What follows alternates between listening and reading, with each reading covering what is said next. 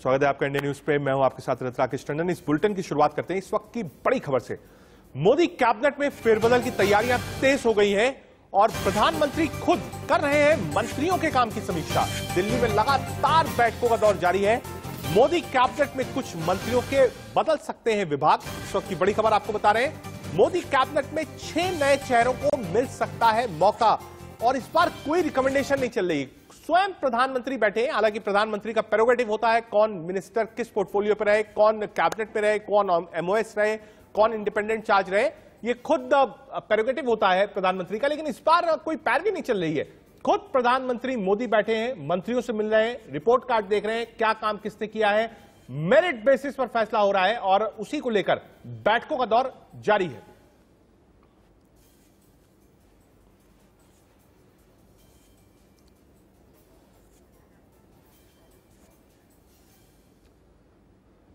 Super active हुए हैं प्रधानमंत्री मोदी। मोदी कैबिनेट में बड़े बदलाव की तैयारी तेज हो गई है।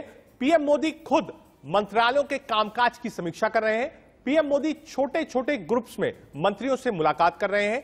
पीएम की बैठक में जेपी नड्डा, अमित शाह भी मौजूद रहते हैं। कैबिनेट में फेरबदल से पहले मंत्रियों के काम की समीक्षा हो रही है।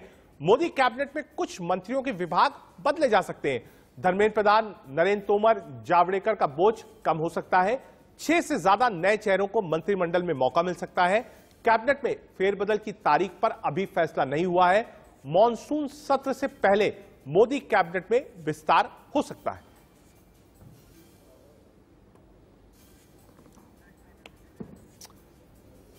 मंत्री बनने की रेस में आगे कौन कौन है? सर्बानंद सोनोवाल आसाम के मुख्यमंत्री थे, लेकिन इस बार रिप्लेस हुए हैं। हेमंत बिस्वा शर्मा बने हैं। ज्योतिरादित्य सिंधिया कांग्रेस पार्टी छोड़ के आए थे, सरकार वहां गई थी, बीजेपी की सरकार बनी थी, रिवॉर्ड मिल सकता है सिंधिया को। सुशील मोदी 15 साल तक डिप्टी सीएम रहे थे, लेकिन इस बार उनको वहां से हटाया गया है, राज्यसभा दी गई है, बिल्कुल दावेदारी बढ़ी है। अनुप्रिया पटेल एनडीए की पार्टनर है, अपना दल से आती हैं। उत्तर प्रदेश में अगले साल चुनाव है, रिवॉर्ड मिल सकता है। त्रिवेंद्र सिंह रावत 1 साल से कम समय था, लेकिन अब इनको भी रिप्लेस किया गया है, मौका मिल सकता है।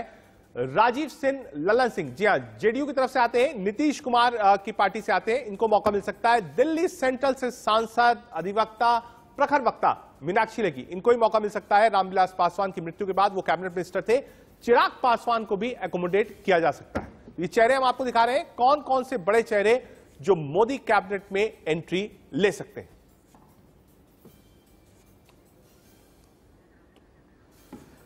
जेडीयू से इन नेताओं के नाम सबसे आगे हैं। आरसीपी सिंह का नाम चल रहा है, जी हां, नीतीश कुमार के करीबी माने जाते हैं। ललन सिंह का भी नाम है, ये जेडीयू के कोटे से मंत्री हो सकते हैं। जेडीयू से दिलेश्वर कामत भी हैं, यानी 3 नेताओं के नाम हम आपको दिखा रहे हैं। और अनिल ठाकुर, ये संभावित नाम है, हालांकि नाम ललन सिंह का सबसे आगे है, सबसे करीबी माने जाते हैं। ललन और आरसीपी सिंह दोनों में से एक मंत्री बन सकते हैं जेडीयू के कोटे से।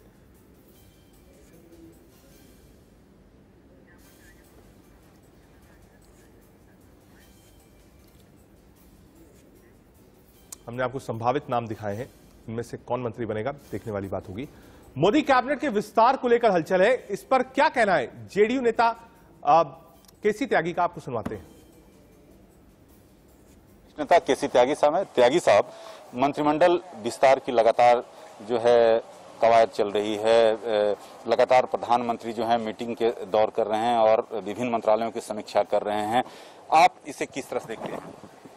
नहीं, समाचार पत्रों में इस तरह की खबरें प्रमुखता से प्रकाशित हुई हैं। मंत्रिमंडल में कई जगह खाली भी हैं, लेकिन ये विशुद्ध रूप से प्रधानमंत्री का प्रेरोगेटिव है कि वो किस पार्टी से कितना प्रतिनिधित्व लेकर के अपने मंत्रिमंडल का विस्तार करते हैं।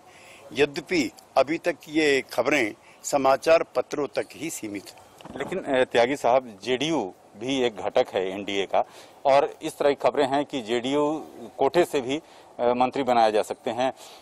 किस तरह से आप? नहीं, हम इन सारे प्रश्नों को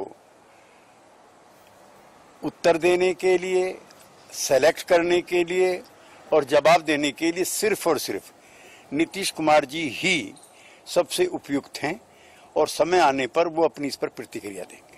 आप चाहते हैं कि जेडीयू को शामिल होना चाहिए? नहीं, ये नीतीश कुमार जी ही तय करेंगे शामिल होना चाहिए कि नहीं होना चाहिए। और किस सूरत में होना चाहिए। धन्यवाद। Rakesh Kumar Singh, India news, Delhi. Cabinet में कौन कौन आ सकता है, रिशफल कब तक होगा, मॉनसून सत्र से पहले होगा, कौन कौन से सहयोगी दल होंगे जिनके नाम संभावित चल रहे हैं, इसकी ज्यादा जानकारी लेने के लिए सीधे चलते हैं राकेश कुमार सिंह के पास। राकेश, केसी त्यागी से आपने बात कही, बिल्कुल उस बात से सहमत हूं। प्रधानमंत्री का प्रेरोगेटिव होता है, जिसको चाहे कैबिनेट में शामिल करें, ड्रॉप कर सकते हैं, विभाग बदल सकते हैं। शुद्ध विशुद्ध prerogative of the prime minister होता है, वो अपनी टीम खुद चूज करते हैं। लेकिन कई नाम हम लगातार चला रहे हैं और मैं एक बार कहूंगा कि जो नाम थे, एक बार पीसीआर फिर से वो प्ले कर पाता और ग्राफिक्स के जरिए हम बता रहे थे कौन कौन से संभावित नाम है। जी हां, सर्बानंद सोनोवाल, राकेश चीफ मिनिस्टर थे, सुशील मोदी डिप्टी सीएम थे, ज्योतिरादित्य सिंधिया है, ये तमाम वो नाम है जो लगातार ये बाय डिफॉल्ट के नाम है, क्योंकि आपने इनको अब हटाया है, रिप्लेस किया है, आपको रिहैबिटेट करना है। क्या ये जिस लाइन पर हम सोच रहे हैं, जो सूत्र हमें बता रहे हैं, क्या इसी लाइन पर सरकार और प्रधानमंत्री कार्यालय भी सोच रहा है? राकेश जी, देखिए रजत, जैसा कि आप जानते हैं कि प्रधानमंत्री अपने कार्यों से लगातार जो है आश्चर्यचकित करते हैं। भले ही ये 3-4 ऐसे नाम हैं जिन्हें शामिल किया जाएगा, लेकिन इसके अलावा 6-7 ऐसे नाम आपको देखने को मिलेंगे जो आपको जो है मंत्रिमंडल विस्तार में उनको जगह देकर प्रधानमंत्री सभी को आश्चर्यचकित कर सकते हैं। और लगातार यही कारण है कि लगातार बैठकों का दौर चल रहा है और उन लोग को जीरो इन किया जा रहा है ताकि जो एनडीए है वो 2024 में बेहतर प्रदर्शन कर सके। मैं बिल्कुल नामों में नहीं जाना चाहता, क्योंकि आप नाम में जाइए तो हमेशा बहुत कंफ्यूजन क्रिएट होता है। मैं सिर्फ टर्मिनोलॉजी और लाइन समझना चाहता हूं आपसे। एक तो उत्तर प्रदेश में अगले साल चुनाव है, क्या वो माइंड में है? उत्तराखंड, हिमाचल, पंजाब, क्या ये लाइन में है? उसके बाद कोविड का जो काल था, क्या हेल्थ और फाइनेंस, ये दो चीज भी दिमाग में। लाइन ऑफ एक्शन क्या है? चुनाव है, विकास है, हेल्थ है, इकोनॉमी है, किस चीज को सोचा जाता है? नाम तो आप हो सकता है कई ब्यूरोक्रेट्स हो, हम कई बार बैंकर्स के नाम सुनते हैं, जो बड़े बैंकर्स हैं, कि वो भी आ सकते हैं कैबिनेट में, कि इकोनॉमी को वापस लाया जाए, जीडीपी नंबर्स क्रिएट किया जाए। माइंडसेट क्या है? किस माइंडसेट के साथ सरकार चल रही है?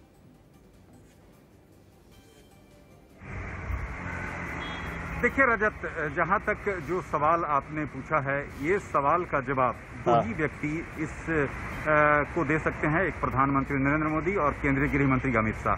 दो ही व्यक्ति। और अन्य की बात करें, अन्य नेता बीजेपी में वो लगातार कयास लगाते हैं। हो सकता है कि एक आध कयास उनका सही जरूर है कि प्रधानमंत्री सभी चीजों पर विचार कर रहे हैं, योग्यता के साथ साथ अनुभव और युवा। ये 3 ऐसे मापदंड हैं जो कि आपको मंत्रिमंडल में ऐसे नाम आएंगे जो कि आपको चौंकाएंगे। ठीक है राकेश, हमारे साथ खुर्रम निजामी होंगे लखनऊ से, विजय मिश्रा होंगे, माफ करिएगा, साथ ही साथ प्रभु पटेरिया होंगे भोपाल से। एक बार रुक कर लेते हैं प्रभु का। प्रभु जी, आवाज मिल रही है आपको?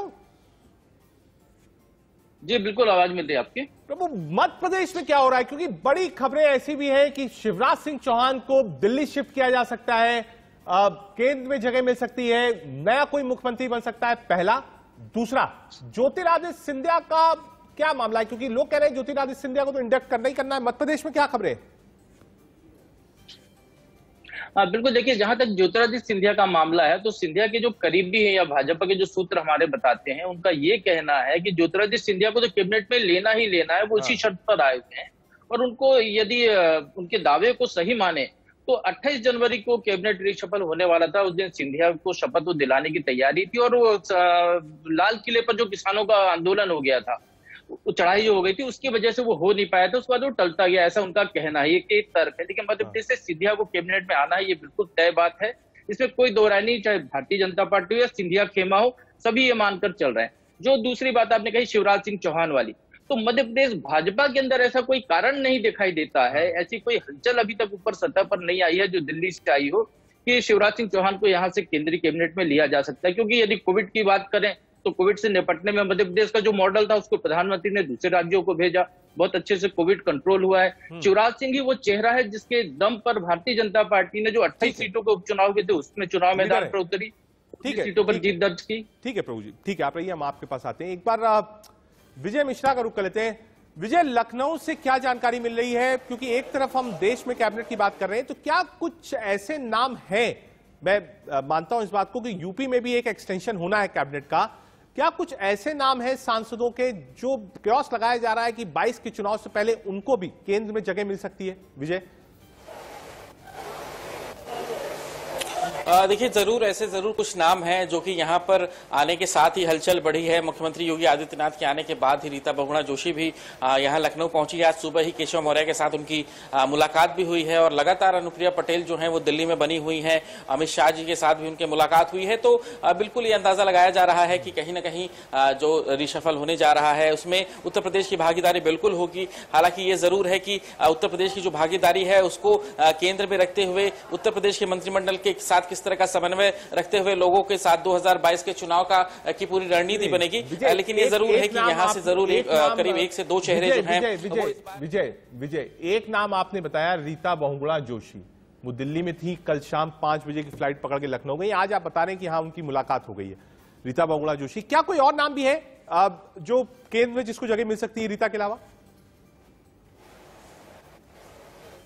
बिल्कुल, अनुप्रिया पटेल को यहां पर जगह मिल सकती है। उन्हें पिछली बार भी मंत्रिमंडल में जगह मिली थी और इस बार भी पूरी आशा जताई जा रही है कि 2022 चुनाव से पहले एक समीकरण साधने के लिए यहां पर जगह दे सकते हैं, क्योंकि पिछड़ों की जो पॉलिटिक्स है उसमें इस समय ओम प्रकाश राजभर जो है वो खुलकर के विरोध कर रहे हैं भाजपा का। तो ऐसे में सिर्फ इनके पास 2 ही ऑप्शन बचते हैं, अपना दल और इसके बाद निषाद समाज, जिसमें संजय निषाद की भी मुलाकात जो है वो हुई है वहां पर एक शर्मा से दिल्ली में। उसके बाद दोनों वोटों पर नजर रखेंगे। दूसरी तरफ अगर रीता बहुगुणा जोशी को बनाते हैं तो एक ब्राह्मण कार्ड स्टेट और सेंटर दोनों में एक मैसेज चला जाएगा उत्तर प्रदेश में कि हाँ रीता बहुगुणा जोशी को बनाया है, ब्राह्मण बैकग्राउंड से आती है, ब्राह्मण है। एक मैसेज चला जाएगा कि हाँ सरकार प्रदेश और राज्य दोनों में देख रही है। ठीक है, राकेश आपके पास आएंगे। राकेश, आपने कह दिया, मैं आपकी बात मान गया, सहमत हो गया कि अमित शाह और प्रधानमंत्री 2 ही को पता है। कुछ तो सूत्र बता रहे होंगे जो मुलाकातों का दौर चल रहा है कि कौन कौन लोगों के नाम हैं, कौन से लोग मिल रहे हैं, पैरवी किसकी चल रही है, कास्ट इक्वेशन क्या कहती है, मेरिट बेसिस क्या कहती है, कौन से वो लोग हैं राकेश आपके हिसाब से जिनको मंत्रिमंडल से ड्रॉप किया जा सकता है?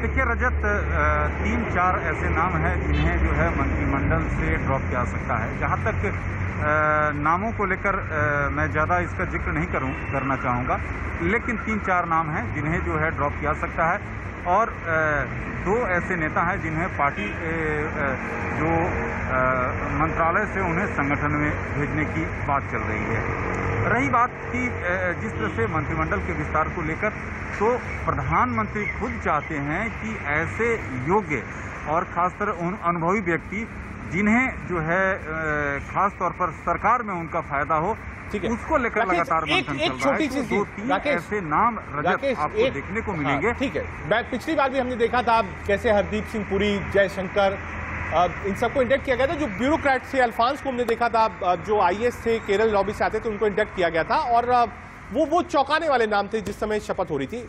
राकेश, एक चीज और आपसे समझना चाहूंगा, जो ये प्रधानमंत्री बैठक ले रहे हैं, लगातार मंत्रियों से मिल रहे हैं, तो ये जो असेसमेंट है ये किस हिसाब से किया जा रहा है मंत्रियों का? देखिए, जो मोदी सरकार पार्ट 2 है, उसमें जिन मंत्रियों को जो विभाग दिए गए हैं, उनसे जो है उनका खाका मांगा जा रहा है, प्रेजेंटेशन मांगा जा रहा है कि आखिरकार उन्होंने अब तक क्या किया। ऐसे काम, ये भी बड़ी बात है कि प्रधानमंत्री बीच में इंटरप्ट करते हैं और कहते हैं कि ये तो सरकार की चली बात, आपने अलग हटकर क्या किया। देखो, ठीक है, तो यानी आपने बड़ा काम क्या किया मंत्रालय में रहते रहते, आपने कौन कौन से बड़े इश्यूज थे जिसको दिए, और इनोवेटिव काम क्या किया, इस पर सरकार की नजर है। राकेश कुमार सिंह दिल्ली से, प्रभु पटेरिया जी मध्य प्रदेश से और विजय लखनऊ से हमारे साथ थे। ये बड़ी खबर है और देश का बड़ा डेवलपमेंट है, चाहे मध्य प्रदेश हो, उत्तर प्रदेश हो या फिर दिल्ली हो, हर जगह हलचल है। सारी अपडेट सिर्फ और सिर्फ इंडिया न्यूज पे। लेकिन फिलहाल एक छोटा सा ब्रेक, और ब्रेक से पहले एक नजर सुर्खियों पर।